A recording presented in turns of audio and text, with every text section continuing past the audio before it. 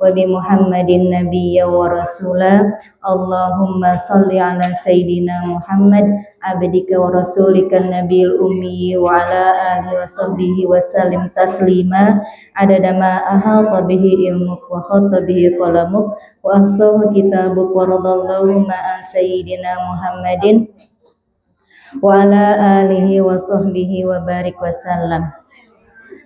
Rabbi syrah lana umurana wa yassir lana wahlul 'uqdatam min lisanina yafqahu qaulina. Rabbi zidna ilman warzuqna fahma bi rahmatika ya arhamar rahimin. Ala kulli hadiniyah wa ala kulli niyatin shalihah bi barakati al-Fatihah. A'udzu billahi minasyaitonir rajim. Bismillahirrahmanirrahim. Alhamdulillahi rabbil alamin arrahmanir rahim maliki yaumiddin iyyaka na'budu wa iyyaka nasta'in ihdinas siratal mustaqim siratal ladzina an'amta 'alaihim ghairil maghdubi 'alaihim waladdallin rabbighfirli wa liwalidayya walil mu'minina amin. Ya, Ibu-ibu, alhamdulillah. Gimana kabarnya Ibu hari ini? Alhamdulillah. Alhamdulillah. Luar biasa. Tetap semangat. Allahu Akbar. Ya, ibu-ibu juga tidak boleh kalah sama anak TK. Harus tetap semangat. Apalagi kita di majelis yang penuh dengan keberkahan. Yang kata hadis, semua makhluk di langit dan di bumi sedang meminta ampunan kepada Allah untuk orang-orang yang senantiasa duduk di majelis taklim. Nah, a'udzu billahi minasyaitonir rajim. Bismillahirrahmanirrahim. Wa idh qala Luqman libnihi wa huwa ya'idhuhu ya bunayya la tusyrik billah inna syirka la dzulmun 'adzim. Wa wasainal insana biwalidayhi hamalatu ummuhu wahnan 'ala wahnin wa fisaluhu fi 'amaini an ishkurli wa liwalidayka ilayyal masir. Ini ada usia 30. Saya senang kalau misalnya banyak di majelis taklim itu yang usianya 30. Kalau 60 mah pasti sudah pada rajin ya. Yang 30 itu memang jarang-jarang. Baik ibu-ibu, hari ini kita akan membahas terkait pendidikan di negara kita. Ibu pernah mendengar berita terkait yang terbaru itu siswa SMK di Purwakarta. Purwakarta itu berarti tetangga kita ya Bu ya. Tetangga kita yang melecehkan atau yang memberikan acungan jempol kayak gini ke gurunya, atau misalnya dengan kata-kata verbal bahwa ibu lebih baik ibu itu diam di rumah karena ibu itu sudah bau tanah gitu kan. Nah itu keluar dari anak-anak yang katanya ada dalam lingkungan pendidikan. Atau misalnya pernah mendengar juga ada salah satu dai yang sekarang itu sedang viral itu melakukan pelecehan seksual kepada murid-muridnya. Dengan apa? Dengan berselimutkan beasiswa, kemudian beliau itu membiayai, tapi kemudian siswa-siswa ini atau mahasiswa-mahasiswa ini dilecehkan.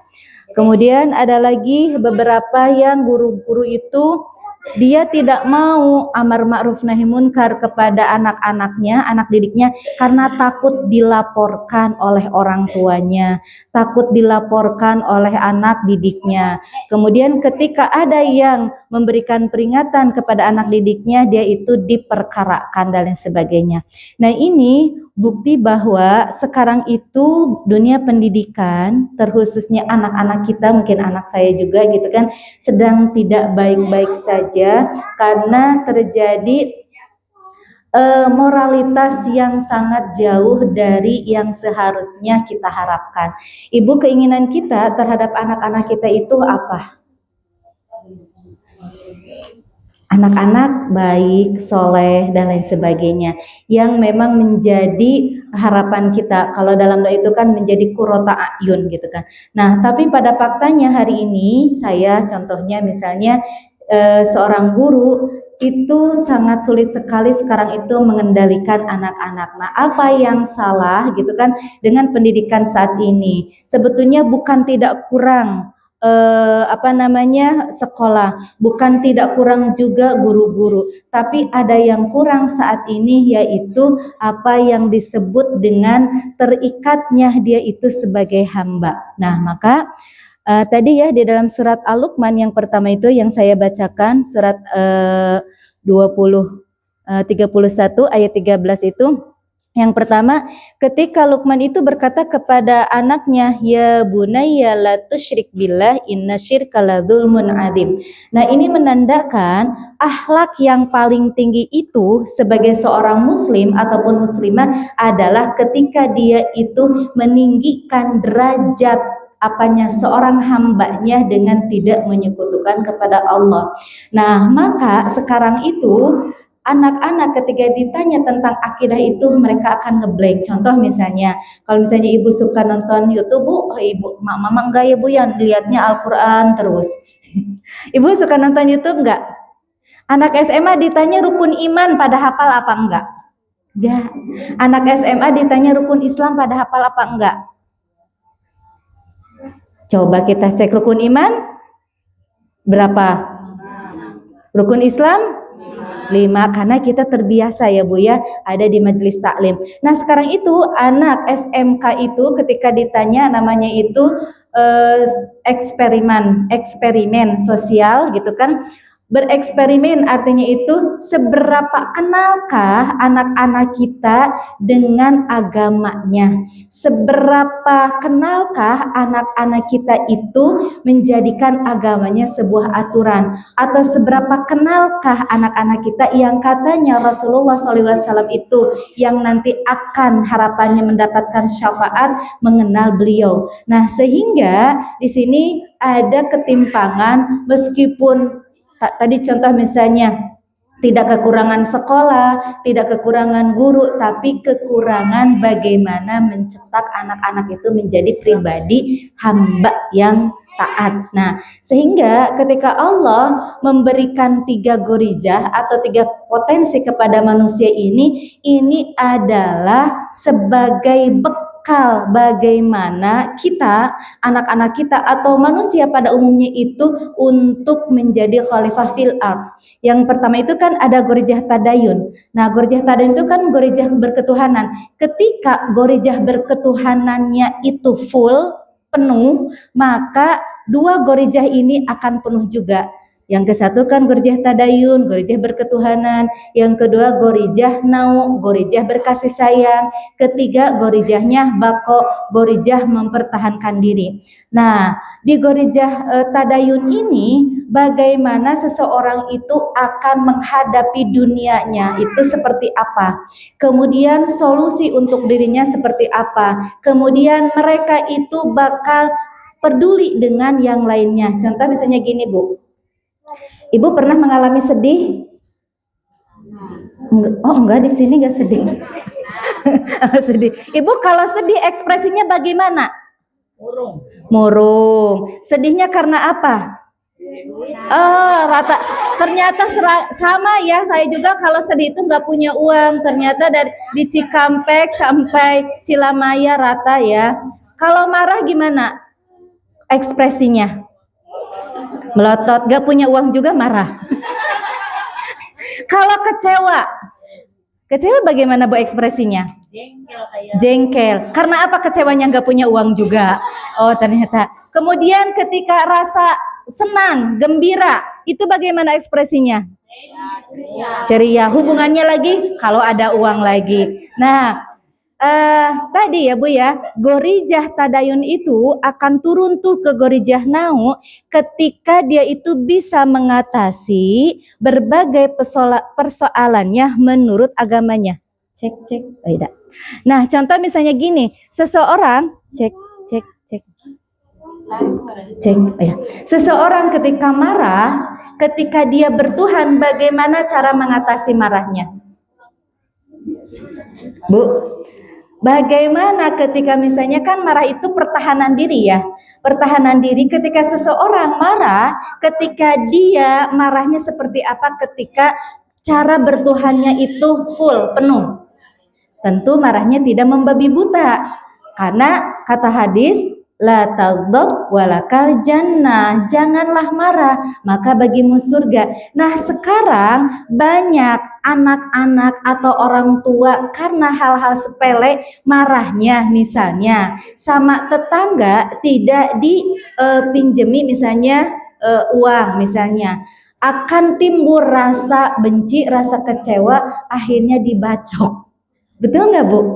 Kenapa seperti itu? Karena tadi mengelola marahnya itu tidak sesuai dengan apa yang diinginkan Allah. Nah, maka hari ini ketika seseorang mengelola marahnya, mengelola sedihnya, mengelola rasa bahagianya, mengelola rasa kecewanya itu, kalau misalnya tidak sesuai, maka dia itu akan putus asa. Tapi kalau misalnya sesuai, maka akan menjadi kebanggaan. Nah, maka ketika misalnya contoh rasa sedih ini tidak sesuai dengan apa yang diharapkan, akan terjadi putus asa. Maka di pendidikan, salah satunya di Indonesia sekarang itu banyak sekali anak-anak yang dirundung teh apa ya Bu ya, kalau sekarang itu yang dibully, kemudian dia itu sedih, kemudian itu marah, tapi dia itu tidak bisa mengeluarkannya, akhirnya anak-anak ini dipendam, kemudian dia putus asa dan bundir. Apa Bu? Bunuh diri. Dan menurut data semakin tinggi sekarang itu anak-anak di Indonesia itu melakukan bunuh diri. Yang terakhir itu kelas 4 Ibu ya. Kelas 4, saya lupa di kabupaten apa gitu kan. Karena mereka itu tidak bisa melawan anak-anak di sekolahnya itu karena terus dirundung. Akhirnya jadi bunuh diri gitu kan. Nah, sehingga apa yang harus kita lakukan tadi menyatukan atau mengfullkan atau memenuhi semua potensi yang ada dalam diri kita, yang ada dalam diri anak itu, agar apa? Agar ketika ada permasalahan dalam hidupnya itu, problemnya itu dipecahkan oleh hukum syara. Tadi ketika misalnya seseorang kecewa, seseorang bersedih, seseorang marah, ketika dia tahu bahwa yang namanya kecewa, sedih dan sebagainya itu bagian dari potensi dalam dirinya, maka apa yang harus kita lakukan itu tumpuannya itu adalah Allah. Kemudian ketika misalnya seseorang dalam mempertahankan, dalam berkasih sayang, ketika seseorang itu sayangnya kepada sesama, sayangnya kepada lawan jenis, sayangnya kepada orang tua dan lain sebagainya, maka standarnya juga hukum syara. Nah, maka hari ini kita tidak memberikan hal itu dan anak-anak itu tidak mendapatkan hal itu. Nah, sehingga wajar kalau misalnya pendidikan di Indonesia itu carut-marut penuh dengan bullying, penuh dengan keputusasaan, penuh dengan tadi kesedihan yang tidak ada solusinya. Kenapa? Karena tadi secara gorijatun naunya mereka tidak dipus, tidak didorong baik di rumah maupun di sekolah. Akhirnya gitu kan, yang harusnya sebetulnya kan dimanapun ketika kita tahu visi dan misi pendidikan itu kan untuk menciptakan generasi yang bertakwa kepada Allah Subhanahu wa taala gitu ya Bu ya. Yang namanya takwa itu apa Bu? Melaksanakan perintahnya, kemudian meninggalkan larangannya. Nah, apa yang didapat anak-anak kita sekarang itu pelajaran agama hanya sebagai salah satu ranah pribadinya saja, bukan menjadikan harus diperlihatkan identitasnya. Contoh misalnya gini, Ibu pernah mendengar seseorang guru yang dia itu mengajarkan anaknya untuk menutup aurat. Apa jawaban dari anak tersebut? Padahal ini di sekolah negeri yang memang diketahui bahwa anak tersebut itu adalah agama Islam. Kemudian apa yang dilakukan oleh orang tuanya atau apa yang dilakukan oleh gurunya, oleh sekolahnya itu tidak boleh membawa ranah agama ke ranah umum. Artinya sekarang yang disebut dengan amar ma'ruf nahi munkar itu sesuatu kesalahan. Padahal kalau kita lihat perintah kita itu jangan jauh-jauh ya, surat Al-Asr ya Bu ya. wal asr, sesungguhnya manusia ada demi waktu, innal insana lafi khusr, sesungguhnya manusia ada dalam kerugian, ilal ladzina amanu, kecuali orang-orang yang beriman, wa amilus solihat, dan yang beramal soleh, wa tawassaw bil haqqi, yang mengajak kepada kebaikan, dalam kurung kebenaran di sini menurut hukum syara kalau ada tafsirannya, wa amilus solihati wa tawassaw bil haqqi wa tawassaw bis sabr, dalam dan juga saling mewasiati dalam kesabaran. Nah, maka ketika hari ini dikatakan bahwa amar ma'ruf nahi munkar itu adalah sesuatu masuk ke ranah privasi atau masuk ke ranah pribadi, itu bertolak belakang dengan agama kita. Nah, kalau kata ibu di sini, apakah kewajiban amar ma'ruf nahi munkar itu benar atau salah? Bu, Bu ngantuk ya Bu ya. Bu, ketika kita menyuruh kita anak-anak kita kebaikan itu benar atau salah? Mencegah kepada kemungkaran benar atau salah? Nah, hari ini dibalikan, orang-orang yang melakukan amar ma'ruf nahi munkar disebutnya dia itu kepo, disebutnya dia itu mencampuri urusan pribadi, disebutnya mereka itu julid dan lain sebagainya. Padahal dalam Islam itu jelas ayatnya kita harus melaksanakan amar ma'ruf nahi munkar. Tapi karena sekarang itu banyak pemahaman atau salah satu pemahaman sekuler itu yang memisahkan agama dengan kehidupan, maka dikatakan disebut dengan amar ma'ruf nahi munkar itu adalah masuk ke ranah pribadi. Nah, maka itu menjadikan tumpul yang disebut dengan amar ma'ruf nahi munkar. Nah, sehingga di sini dikatakan bahwa tadi ke ranah pendidikan, tidak boleh seseorang itu mendoktrin sesuatu kalau bukan karena keinginannya. Nah, maka di ranah ilmu, di ranah Islam itu kan gini Bu ya, ada fastabiqul khairat, kemudian ada tadi wa ta'awanu 'alal birri wat taqwa wa ta'awanu 'alal ismi wal udwan. Nah, kesananya itu nanti nyambungnya dengan apa? Biasanya orang-orang pada saat ini bilangnya gini, la ikraha fiddin, itu artinya tidak boleh memaksakan agamanya itu di ranah ketika dia itu melaksanakan kewajiban. Contoh misalnya gini, seseorang misalnya disuruh pakai kerudung tadi atau sholat, jawabannya begini, gak boleh maksa dalam agama itu, dan sesungguhnya agama Islam itu tidak memaksa hambanya. Betul apa salah Bu? Salah. Kenapa seperti itu? Karena ranah la ikraha fiddini itu adalah ranahnya ketika kita tidak boleh memaksakan agama kepada penganut yang lain. Tetapi ketika sesama muslim, maka ranahnya kita itu harus, bahkan di dalam sebuah tafsir mengatakan bahwa yang namanya konsekuensi dari keimanan itu adalah melaksanakan dengan dipaksa. Kalau nggak dipaksa, kita lalai, betul nggak Bu? Nah, maka pemaksaan ini bukan berarti kita itu memaksa la ikraha fiddin, tetapi karena itu bagian daripada engkau beriman, maka tanda orang beriman tadi kata Allah wa amilus solihah. Nah, maka cirinya kalau orang beriman itu dia beramal soleh.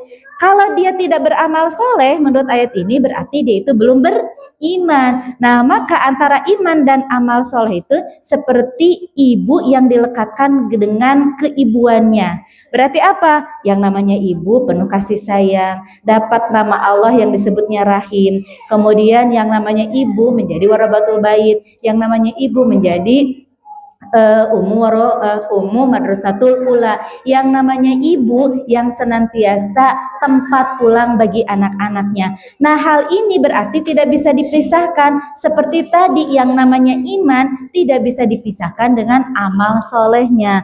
Nah, maka dalam hal ini kembali lagi kepada pendidikan sekarang itu sudah ditumpulkan dengan hak asasi manusia, atau hak asasi manusia itu tadi tidak boleh seseorang mencampur baurkan atau memberikan perintah itu ketika dia itu tidak mau melaksanakannya. Contoh misalnya gini ya Bu ya, ibu inginnya anak perempuan kita itu menutup aurat atau tidak?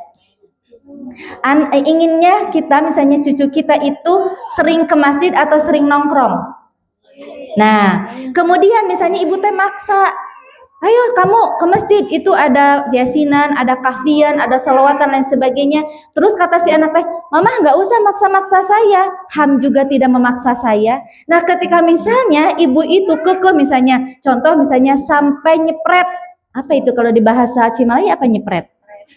Sama ya Bu ya, dicepret, terus si anak teh itu kan diadukan misalnya, nah itu ibu yang dipenjara Bu.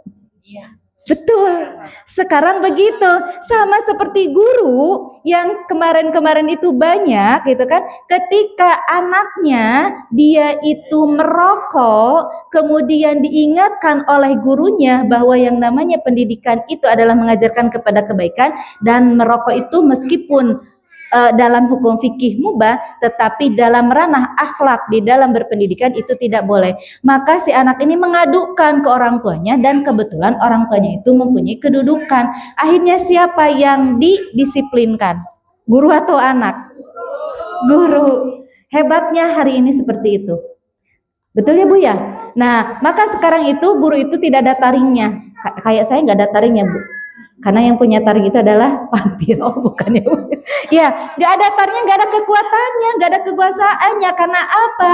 Hari ini guru itu diibaratkan seperti buruh yang sama-sama dia itu hanya menyampaikan ilmu, bukan dengan tadi landasan dari guru itu harusnya menurut Al-Quran itu kan orang yang mempunyai ilmu itu diangkat derajatnya setinggi-tingginya. Nah, sekarang itu guru itu dianggap sebagai karyawan yang dia bekerja di sekolah. Sama seperti punten karyawan yang bekerja di pabrik. Kalau karyawan yang bekerja di pabrik, mereka ini menghadapi makhluk hidup apa makhluk mati? Apa yang dikerjakan oleh karyawan pabrik? Misalnya berhadapan dengan mesin, misalnya packing produk, atau misalnya tadi apalagi membuat si A, B, dan C dan lain sebagainya. Nah, maka apakah ketika si A ini misalnya bekerja di pabrik harus dengan tadi mengajarkan kedisiplinan nggak kepada mesin ini? Tidak. Harus mengajarkan sopan santun nggak kepada produk ini? Kemudian harus mengajarkan tata krama? Tidak. Sementara guru berhadapan dengan siapa? Berhadapan dengan manusia yang di sana itu punya hawa nafsu. Kan kalau hawa itu keinginan, nafsu itu keinginan yang dilaksanakan. Nah, maka hawa nafsu itu sebetulnya itu bagian daripada naluri manusia, tidak bisa dihilangkan. Cuman tadi hawa nafsu tersebut ketika solusinya adalah hawa nafsu sesuai dengan manusia, maka terjadi itu, yaitu tadi guru yang mendisiplinkan itu bukan ranah guru yang mendisiplinkan itu kebalikannya, malah itu disebutnya itu mengekang muridnya.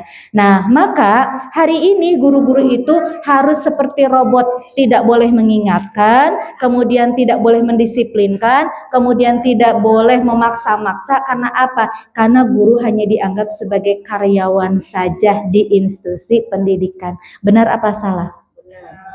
Nah benar Bu. Ulangi Bu.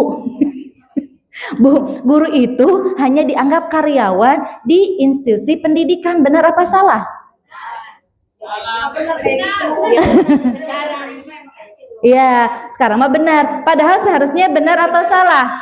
Salah, betul ya Bu ya. Nah, maka ini adalah PR bagi kita sendiri yang seharusnya tadi yang memfulkan, yang memenuhi gorijah tadayun, bagaimana dia itu menjadi hamba yang sesungguhnya. Kemudian ketika gorijah tadayunnya penuh, maka ketika dia berkasih sayang itu akan penuh juga. Bagaimana si murid ini atau kita, bahkan kita sendiri, bagaimana memperlakukan tetangga seperti apa, bagaimana memperlakukan mertua seperti apa, bagaimana memperlakukan suami seperti apa, dan lain sebagainya. Karena apa? Tadi gorijah tadayunnya sudah penuh.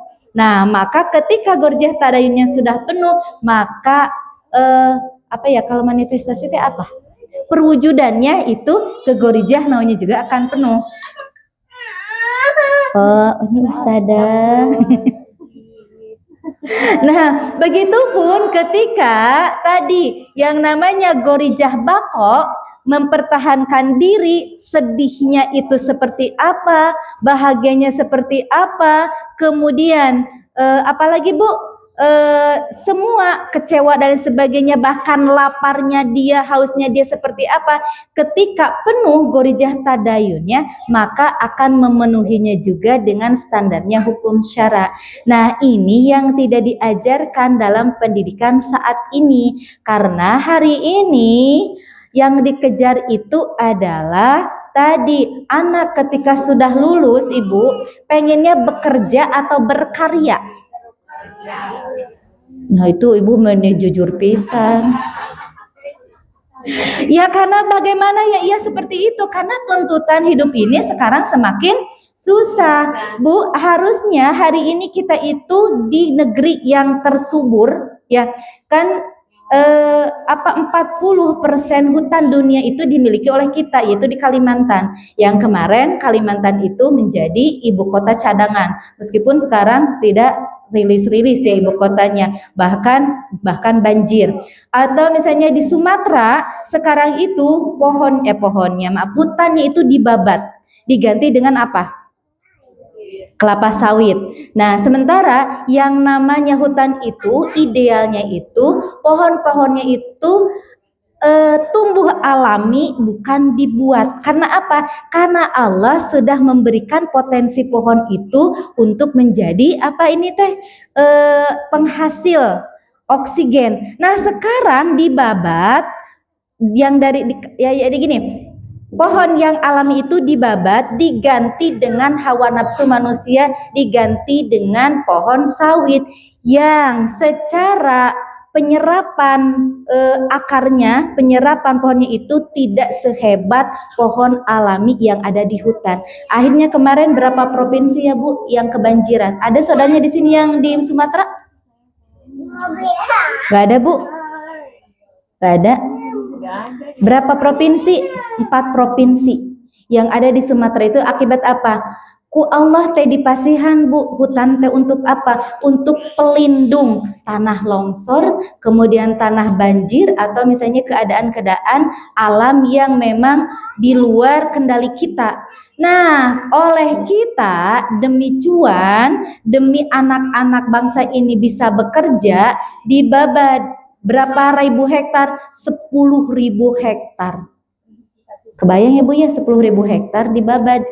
Dari Cilamaya sampai Cikampek itu masih kurang itunya. Akhirnya untung apa rugi? Yang tadinya mau untung malah buntung. Kenapa? Karena efeknya itu menghanguskan atau menghilangkan 4 provinsi di Sumatera.